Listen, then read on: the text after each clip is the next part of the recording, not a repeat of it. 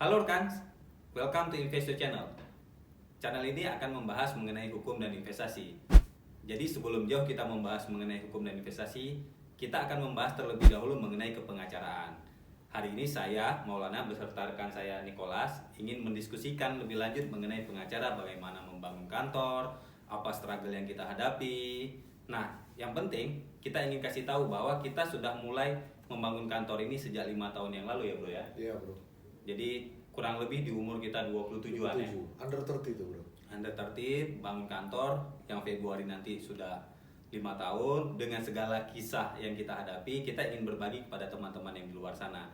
Karena kita yakin beberapa orang menganggap bahwa kehidupan pengacara itu glamour, Banyak uang, dan kemudian wah kerjanya gini, uangnya banyak, padahal yang dikerjain juga sedikit. Nah, itu penting kita jelaskan di awal biar nanti teman-teman yang mengikuti channel ini mengetahui dari sejak awal kita bangun, kita ingin mengedukasi, memberi insight lah ya, memberi pandangan-pandangan yang positif bagaimana profesi ini berkembang di tengah masyarakat. Jadi pastikan Anda mengikuti channel ini dari pertama sampai seterusnya, karena nanti juga akan ada pembahasan mengenai kasus ya bro ya. Kasus. Kita coba untuk di episode ya, selanjutnya. kita coba elaborasi, kita coba memberi pandangan-pandangan kita agar orang di sana melihat bahwa pengacara-pengacara muda punya potensi juga bro. Punya potensi. Ya kita nanti ajak teman-teman kita juga. Siap. Yang lain teman-teman untuk ngobrol, karena ya profesi pengacara ini kan luas ya bro ya.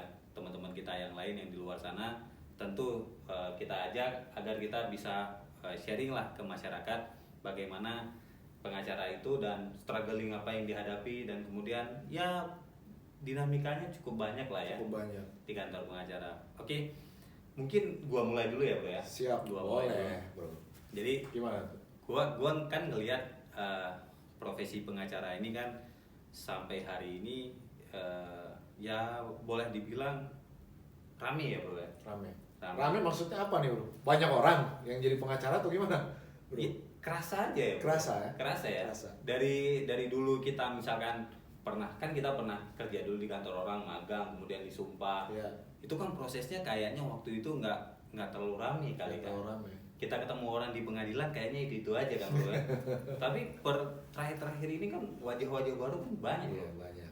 Nah inilah yang sebenarnya yang ingin kita pastikan, ada dinamika tersendiri ya bangun kantor pengacara dengan ya bukan persaingan, nah, lebih kita bilang apa ya,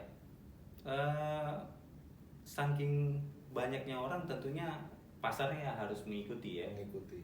Karena bro kan setiap tahun ini kan hampir 1000 advokat baru bro hadir bro. 1000-an ya? 1000 advokat bro. Itu dari berbagai organisasi? Dari berbagai organisasi. Kan organisasi pengacara ini kan lagi goyang ya bro ya. Jadi banyak pengacara yang baru dari masing-masing organisasi itu. Nah itu yang jadi kendala kita bro sekarang. Karena apa? Gak ada batasan juga bro sekarang kan. Dari segala profesi bro bisa menjadi pengacara, bisa jadi advokat. Itu sebenarnya bro. Ini agak beda ya, agak beda dulu waktu, ingat nggak lo waktu kita ujian advokat dulu? Ya. Itu dari puluhan ribu yang lulus 1000-an. Ya. Jadi yang lulus sekarang banyak yang lulus ya bro ya. 13.000 yang lulus berapa ya? 800-an, 900-an dan seterusnya. Jadi sukses apa ya? Tingkat kelulusan itu ya nggak pernah di atas 20% ya dulu ya. Betul bro. Tapi kemarinnya justru kayaknya 99% gitu ya. Jadi ini lebih ke apa ya? Lebih ke kitanya ngelihat sebenarnya ini harus dievaluasi ya. Dievaluasi dari sisi profesi sendiri sebenarnya, untuk melihat biar siapapun nanti yang ada di masyarakat itu, teman-teman rekan-rekan semua yang ada di masyarakat tentu punya bekal yang cukup kuat ya bro ya. Cukup kuat untuk memberi pelayanan. Nah kalau yang lo rasa sendiri bro, maksudnya dengan kantor pengacara yang hari ini spesifikasinya A, B, dan C dan D, lo sendiri ngelihat ke depan itu lebih kayak gimana bro? Apakah harus lebih sangat spesifik atau apapun harus kita kerjain gitu bro? Kalau gua nih bro ya ngeliat nih bro, karena tadi berangkat dari yang tadi gue sampaikan tuh, advokatnya semakin banyak sekarang gitu kan, persaingan semakin sulit. Bukan jelek bro hal ini, tapi membuat ada upaya ekstra yang harus dilakukan lawyer-lawyer muda bro, advokat muda atau calon advokat untuk bekerja lebih keras bro, gitu. Ada upaya ekstra, nggak ada masalah sebenarnya bro. Nah, gue ngeliat di kedepan nanti bro dengan hal seperti ini, menurut gue law firm itu harus expand. Expand ini dalam arti apa? Expand ini bukan punya kantor banyak atau punya bidang yang lebih luas. Tapi menurut gua law firm itu harus punya satu pegangan kuat, bro. Di mana pasar itu harus dia main di situ, bro. Contoh, bro. Satu bidang yaitu hak kekayaan intelektual. Seperti law firm kita lah, bro ya. Saat ini yang lagi kita coba, bro ya, buat expand ke situ, bro. Fokus ke arah sana. Fokus ke arah sana, kita gali sebanyak-banyaknya, ya kan? Nah, itu yang membuat marketing berhasil, marketing jalan, uang pun jalan bro, ya kan? Kan sebenarnya yang penting uang bro, untuk hidup. Karena dari 5 tahun ini yang kita rasain bro kan, yang sulit apa? Maintain dan meyakinkan. Jangan sampai bisnis kita ini kan jadi bisnis kedekatan keluarga dan keberuntungan bro, gitu, dalam meyakinkan, ya kan bro? Nah, itu yang jadi tantangan, karena marketing kantor pengacara itu beda dengan marketing jasa yang lain. Karena di dalam kantor pengacara itu kan harus ada trustnya gitu. Building trust itu nggak gampang gitu. Itu kerjaan yang bertahun-tahun yang harus dilakukan oleh banyak orang gitu. Karena once misalkan orang kasih kuasa, berarti kan dia menyerahkan semua hal ke kita untuk diselesaikan. Nah, kalau lu sendiri ngelihat kantor corporate, kantor litigasi, kantor ini ya tadi yang lu sampein gitu, dengan ke depan udah zaman makin canggih, artificial intelligence segala macam. Nah, yang akan bertahan kantor-kantor seperti apa yang lu lihat sendiri? Maksudnya kita udah fase 5 tahun ya. Artinya 5 ke 10 tahun kan kita harus ngelihat ya. Apa yang jadi tantangan ke depan. Jadi gue yakin aja, sangat yakin bahwa seleksi alam itu terjadi. Jadi kantor itu durabilitasnya diuji gitu. Jadi nggak semua orang bisa survive sampai, bukan kita nggak senang, bukan, ini memang ujian alam gitu. Jadi orang akan survive kalau dia memang bisa maintain, marketingnya bagus kayak lo bilang tadi, punya niche-nya, punya curug utamanya gitu dalam memberi pelayanan. Kalau lu sendiri ngelihat, maksudnya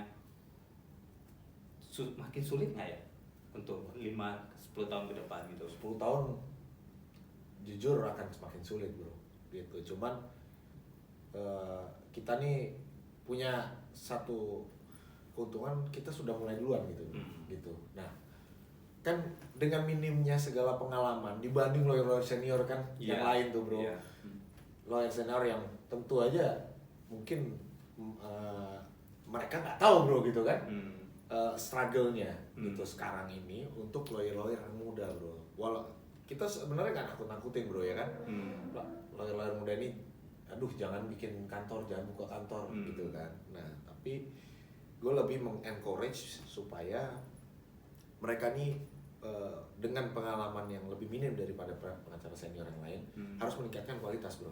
Menurut gue bro. Nah kualitas ini harus diseimbangkan juga dengan manajemen yang bagus bro dari kantor, dari law firm ini. Itu penting bro kan.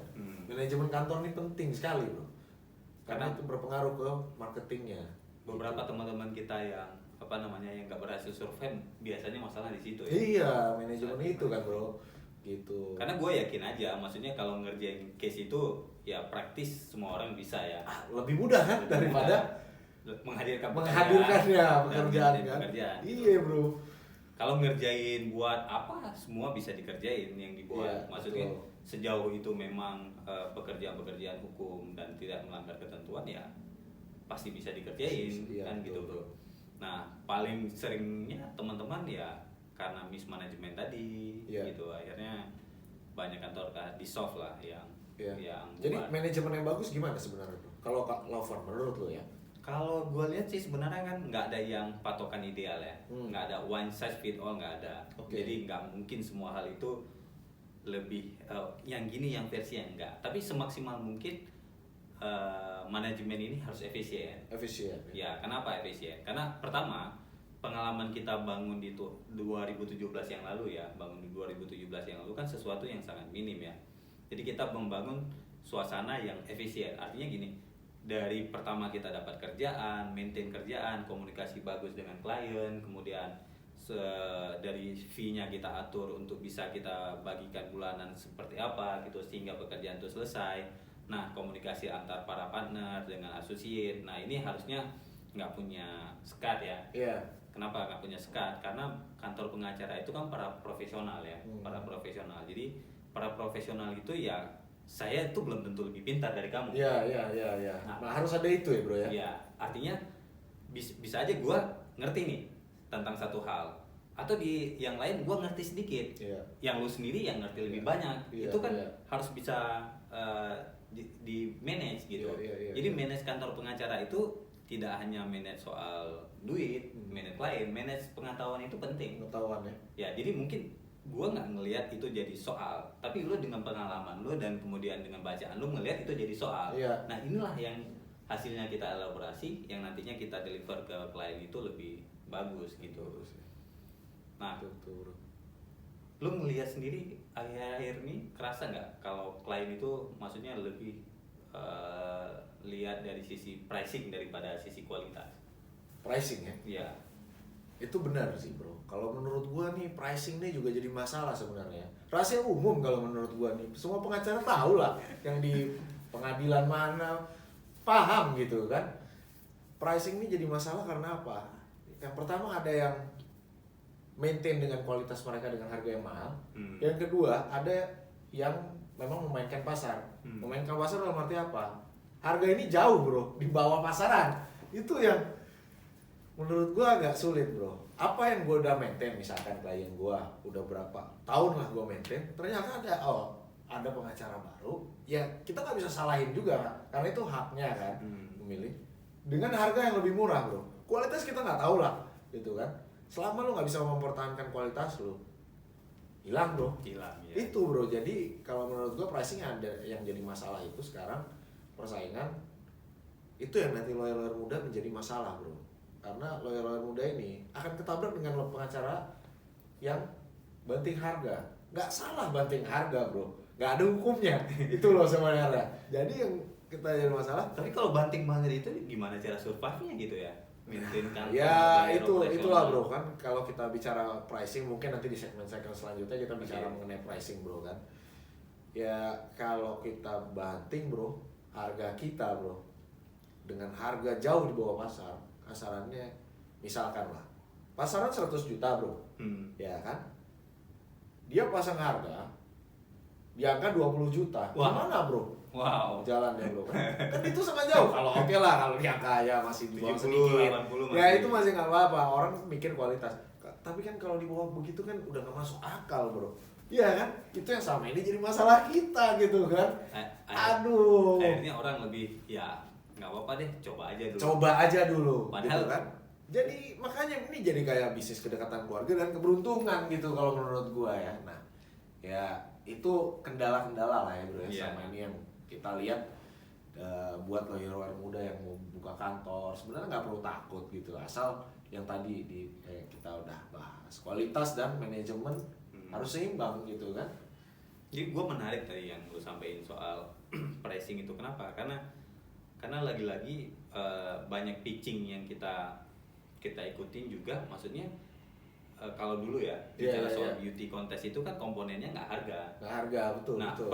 terakhir ini kan orang ngomongnya soal harga karena tadi karena jauhnya itu mainstream Iya, bro, gitu, iya, bro. jauhnya Jauh mainstream. Nah itu juga yang juga banyak kendala kan, kita dapat beberapa repeat order ya. Maksudnya dia pertama milih A gitu, karena harga segala macam ditinggalin, akhirnya kan dibiarin gitu. Akhirnya kan balik datang ke kita minta di assisting balik. Masalah sih sebenarnya. Masalah karena apa? Karena perjalanan untuk korespondensinya udah cukup jauh. Dan kita kan bukan menilai bahwa itu salah, nggak salah. Itu kan masing-masing orang kan punya caranya sendiri. Tapi manajemen korespondensi ini menentukan apa yang akan kita lakukan ke depan gitu. Let's say kalau kita somasi orang 1, 2, dan 3, dari somasi 1, 2, 2, dan 3 itu kan ke depan kita tahu ini kira-kira isi gugatannya kayak gimana. Betul. Kan gitu. Betul. Kalau somasi 1, 2, dan 3 itu dari orang misalkan dalam perumusan gugatan, iya tetap kita masukin, tapi kayaknya ada bahasa yang pasti kan beda gitu ya bro. Karena gue dapat pertanyaan juga nih bro dari temen gue bro. Ya, tadi barusan WhatsApp. Dia menanyakan mengenai pricing tadi bro, menarik. Tapi ini kebalikan bro, karena teman gue ini baru buka kantor bro, baru buka kantor hukum. Dia masalah pricing ini justru malu bro. Gimana caranya gue nentuin pricing di depan klien gue katanya, gitu bro. Di satu sisi ada masalah-masalah yang dia takut seperti tadi gue bilang bro, soal banting harga dan soal harga yang di-maintain oleh law firm yang baik gitu, yang kualitasnya benar-benar baik, harganya juga sesuai dengan harga pasaran, ya kan? Di satu sisi ada yang seperti ini, sehingga teman gue tuh nggak gimana bro menurut lu tuh bro?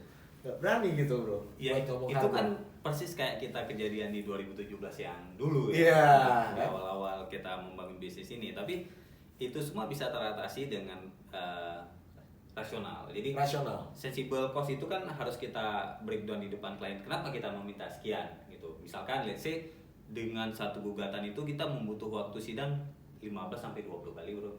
Jadi 15-20 kali berapa worth it persidangnya misalkan. Kan kehitung angkanya berapa. Jadi waktu kita jelaskan ke klien itu ya mungkin kita nggak dilihat harganya masuk nih, atau effortnya banyak nih. Kenapa saya harus melakukan A, B, dan C ketika di breakdown ketemu harganya. Betul. Nah kalau kantor corporate kan kayak kita juga menerapkan sistem hourly base. Sebenarnya yang paling objektif kan hourly base. Cuma kadang-kadang orang kalau hourly base ini kan agak malas karena nanti tagihannya bisa meledak, nggak tahu berapa range-nya. Oke, kita maunya hourly sekian, tapi kan maksimumnya kamu kan belum tahu gitu. Jadi itu kan sering kita kejadian. Jadi banyak orang yang minta lamsam aja deh. Lamsam. Nah, ketahuan saya harus keluarin berapa. Nah, kalau kita hourly kan nanti nggak ketahuan nih kamu kerja berapa puluh jam, nagih. Itu sih metode-metode nggak ada yang pasti ya. Tapi paling nggak itu harus di rasionalisasi dulu. Rasionalisasi. Dengan jasanya kan. Dengan jasanya. Lingkupnya apa? Memang itu harus dijelaskan saat meeting atau saat bicara dengan calon klien, kita harus beritahu dulu. Nah, kalau memang penjelasan itu bagus, nggak ada masalah lagi untuk pricing kan? Itu sebenarnya bro ya? Pasti. Karena kan beda ya kualitas mengerjakan suatu kasus itu oleh 1 atau 2 orang dengan kualitas tim ya. Maksudnya kalau tim, kenapa kadang-kadang ya investor sendiri maksudnya ditanyain sama klien, kenapa harga kalian itu relatif harga yang lebih tinggi maksudnya.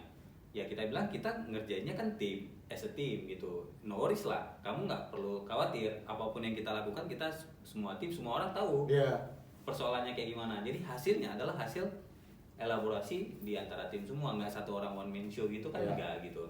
Jadi lu nggak bisa kan ganti sama gua, kemudian kita buatnya juga bareng-bareng terus gitu. Nah hasilnya kita kan nggak pernah, dari hasil kerjaan hampir nggak pernah komplain. Jadi once misalkan dia udah sign kuasa ke kita dan dia ada agree dengan proposal kita, udah kita selama ini kan enjoy aja. Betul. Nah artinya untuk teman-teman yang baru membangun kantor ya pastikan Anda cukup confident. Ya confident. Kan? Percaya diri ya. Percaya gitu. Jadi dengan buka harga aja berani gitu bro ya. Jadi percayanya juga jangan yang konyol ya. Maksudnya percaya dalam artian yang positif ya. Positif dalam artian dalam kacamata ya kamu tuh nentuin harga karena kamu bisa menghasilkan kualitas A. Gitu. Tentu kualitas satu kantor pengacara dengan yang lain nggak bisa dibanding lah. Karena itu kan beda-beda orang, beda background, beda bacaan, beda angle dalam penyelesaian perkara itu kan nggak mungkin bisa sama gitu. Yang mungkin akan mirip, mungkin dari kantor ini dia kerja kemudian dia keluar bangun kantor itu mungkin akan mirip. Karena dia turunin kayak format berpikirnya dari kantor ini, kemudian dia itu mungkin akan mirip. Tapi kalau dengan pasar yang luas kayak gini akan sama sih, hampir beda. Penyelesaiannya tetap sama, melalui ini, tapi cara ngelihatnya kan beda-beda bro. Tergantung pengalaman pengalaman masing-masing orang gitu. Jadi memang lebih baik untuk pengacara muda, menurut gua ya bro ya. Memang harus ada extra effort karena keadaan keadaan yang memang mengharuskan kita sebagai profesionalisme pengacara ini harus memang melakukan hal itu. Selain harus confident, menjaga kualitas, ya kan, menjaga dan banyak belajar, bro. Manajemen ini belajar di mana, bro? Dari pengalaman memang. Pengalaman kantor itu karena bukan ilmu hukum, bro. Itu sebenarnya kan. Dan itu mahal. Dan mahal, bro. Karena kita kerja di kantor orang berpuluh tahun kan belum tentu juga bisa. Manajemen kantor beda lagi, bro, ya ilmunya. Karena selain manajemen kantor, manajemen perkara kita berhadapan orang kan beda, bro. Waktu kita kerja di kantor orang sebagai associate atau sebagai senior associate, kita sebagai orang yang punya kantor, misalkan leading kantor sendiri, itu kan suasana kebatinannya beda, bro. Bebannya beda juga tuh, bro. Karena kalau dulu kan kalau apa-apa ntar partner deh yang beresin, atau yang di atas deh. Ada yang tanggung jawab. Ada yang tanggung jawab. Yang penting kita udah koordinasi gini, instruksinya jelas ngapain gitu kita beresin. Nah, ada isu nanti yang dari yang dari partner segala macam yang akan beresin kan gitu. Nah, kalau lu sendiri ngelihat, maksudnya ada beberapa teman-teman kita yang diskusinya yang lagi ngerjain case yang itu titipan dari legal manager, titipan atau segala macam. Jujur ya, kalau gua ngerasa hal-hal yang kayak gitu semestinya nggak diambil ya. Nggak diambil. Titipan maksudnya gimana, bro? Sebenarnya yang ngerjain itu orang internalnya nih, pakai nama kantor yang berbeda. Gitu. Nah, itu kan kasihan dari sisi pengalaman, dari sisi brandingnya kantor kan bermasalah. Bermasalah. Karena kalau itu terus-terusan dikerjain, artinya kan orang yang punya jabatan di kantor ini, dia kemudian nitip kerjaan, dikerjain sama pengacara muda yang baru buka kantor, itu lama-lama kan nggak menghasilkan pengalaman dan nggak menghasilkan uang pasti, tapi kan juga nggak seberapa ya, pasti potongan kesana kan juga betul, lebih besar, tapi dianya sendiri dalam bertarung sendiri seperti kan, itu kan nggak memang harus dibatasi, bro, beberapa pekerjaan yang memang seperti itu ya. Karena dibatasi boleh ya gitu kan, karena memang kita nggak bisa membohongi kebutuhan, bro, kan. Tapi memang harus dibatasi kalau menurut gua, bro, ya. Hal kayak gitu karena kan pengalaman ini nggak ada nanti. Itu bro sebenarnya. Jadi kita kayak kerjaan dititip gitu. Jadi struggling yang sendiri coba ikut pitching, coba meyakinkan orang itu kan nggak ada. Nggak ada, betul, bro. Itu merusak sih menurut gua, merusak untuk ke depan. Dan ini bisnis kedekatan nih, bro, ya namanya ya. Tadi gua bilang ya, bisnis kedekatan sama keberuntungan. Ini kan kedekatan jadi ya.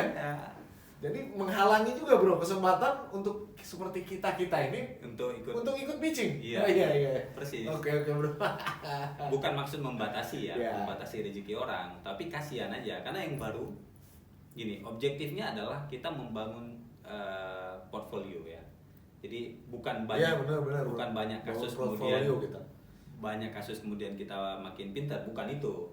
Jadi kan kasus itu kualitasnya dia. Ngapain kita misalnya ngerjain 10-20 kasus yang kita isinya semua kita copy paste, tambah itu kan juga nggak mendidik apapun gitu. Portfolio, perjalanan waktu, kita udah ngerjain banyak hal, keluh kesahnya kita alami, dan itu yang paling mahal. Uang udah pasti ya yang kita cari, tapi kalau kita uang yang kita cari di awal pasti kan kelihatannya nggak akan dapat, karena kan uang tuh terus filosofi orang kejar uang kan uangnya lari terus ya. Semakin kencang kita lari, makanya semakin kencang juga larinya kan gitu kira-kira.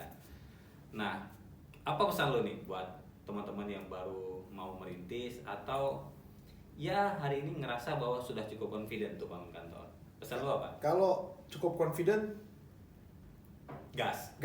Kalau menurut gue sekarang ya, bro. Kalau udah cukup confident, gas. Tapi begini, bro, jangan setengah-setengah. Gitu. Karena menurut gue waktu tuh berharga, bro. Jadi jangan kita setengah-setengah. Kalau mau buka kantor jangan setengah-setengah. Serius gitu, bro. Maksudnya sayang waktunya, pengalaman kan dari situ, bro.